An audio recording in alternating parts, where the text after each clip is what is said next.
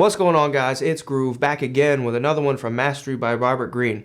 And in this video, we're going to be going over the dimensional mind. What is the dimensional mind and how to unlock that? So as you're discovering your life's task or you're leveling up in your career field, you're going to be acquiring more skills. And the more skills you acquire, your mind becomes more active.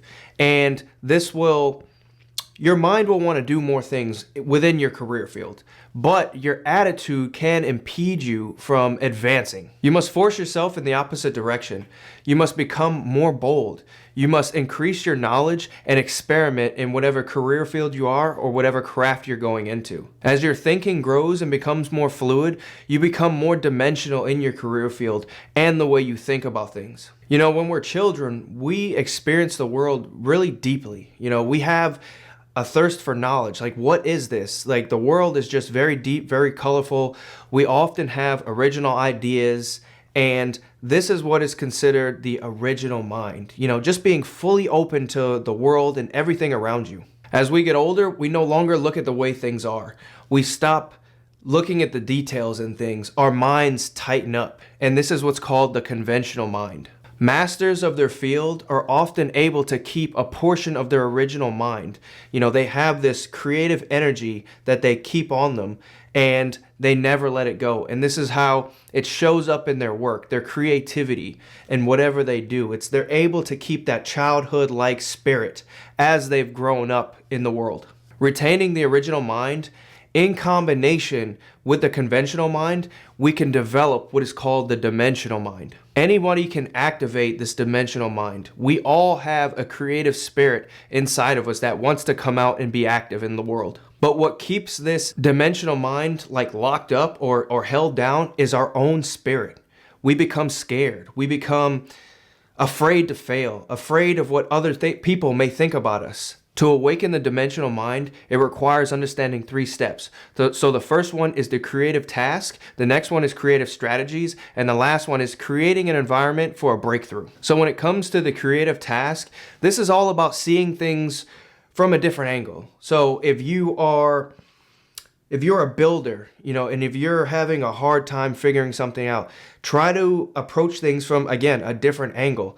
It's all about the experimentation. You know, in order to awaken this dimensional mind, you're going to have to love what you do. You're going to have to love your life's task because, again, seeing things through different angles, you know, experimenting over the years, you're going to have to fall in love with whatever you're doing. This is the only way you can open your dimensional mind. So step 2 is creative strategies. So this goes over a few strategies that we can use to, again, awaken that dimensional mind. So the first one is cultivating your negative abilities. We always want to look at things that confirm what we believe. Like, that's just how we are. It's in our human nature. We're always going to find information that can affirm what we believe in.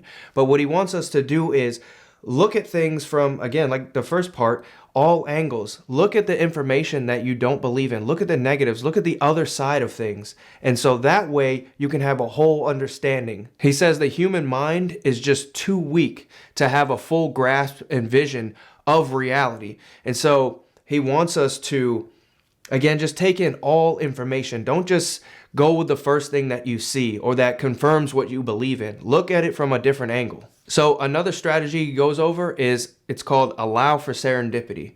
And so if you are involved in a project or if you're trying to build something or discover something, our minds become tightened. Our minds become focused and narrow. So allowing for serendipity is kind of like letting go, relaxing, loosening up your mind.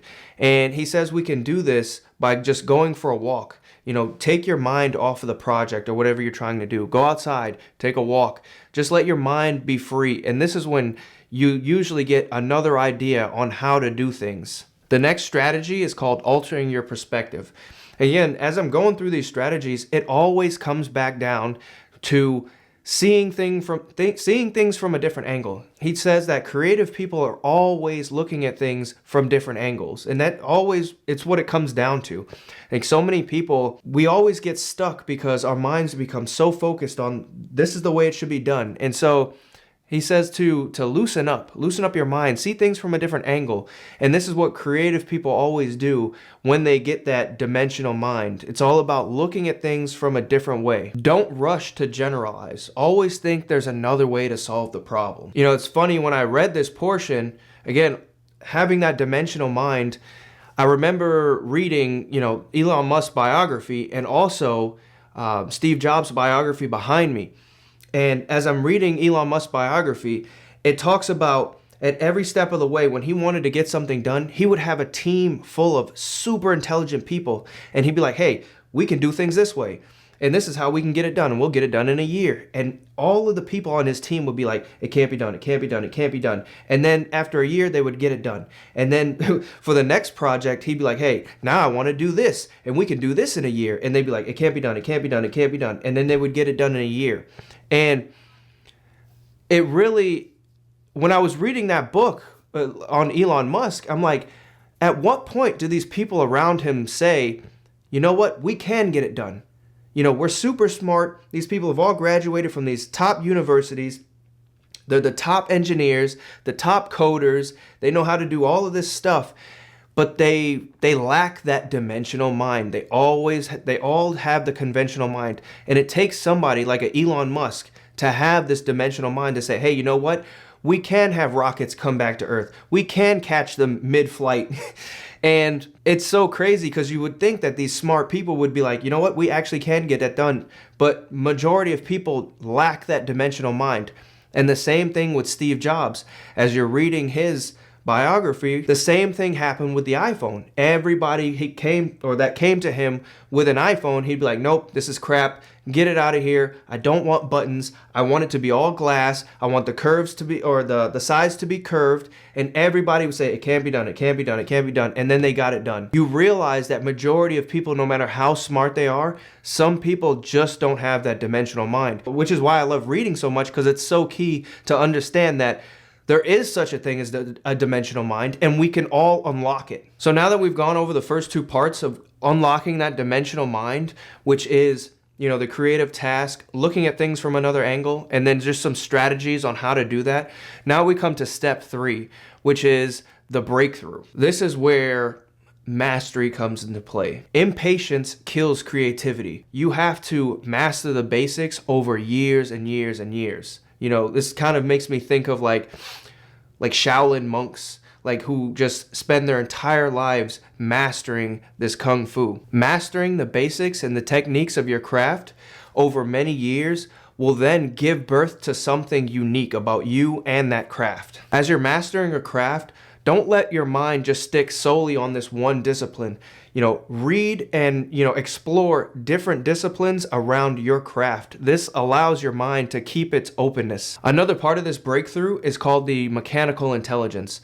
Now, this is whatever your craft is or whatever you're trying to accomplish, understanding all the mechanical parts to it. Now, maybe you're not an inventor, but just whatever you're doing with your life, whatever your craft you're trying to master, you need to understand every specific part. Master those parts and understand how they fit together. That way you have a whole full understanding of whatever you're trying to master. Your task as a creative thinker, trying to unlock this dimensional mind, is to explore parts of the unconscious. You know, question your own personality and who you are.